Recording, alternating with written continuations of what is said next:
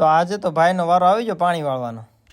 તો જય માતાજી મારા ગલે જાઓ, આપણા મિની વ્લોગમાં આપ સૌનું હાર્દિક સ્વાગત છે.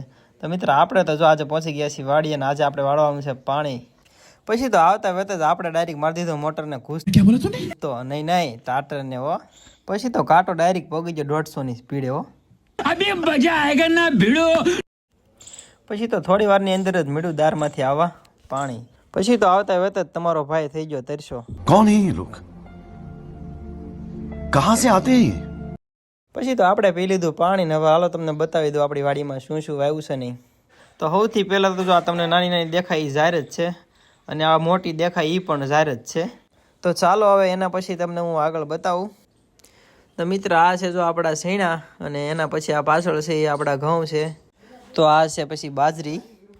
તો હવે તો કેરો પણ ભરાઈ રહ્યો, તો હવે આપણે મવડી લઈ નાખવું.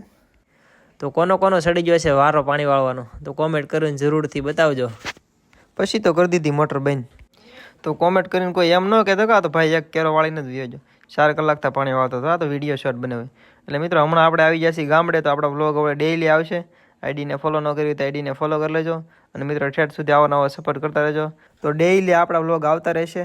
અને મિત્રો આ વિડીયોમાં એટલું જ તે. અમારો નેક્સ્ટ વિડીયો જોવા માટે આઈડીને ફોલો કરવાનું ના ભૂલતા. તો જય દ્વારકાધીશ બધાને મારા વાલીડાઓ.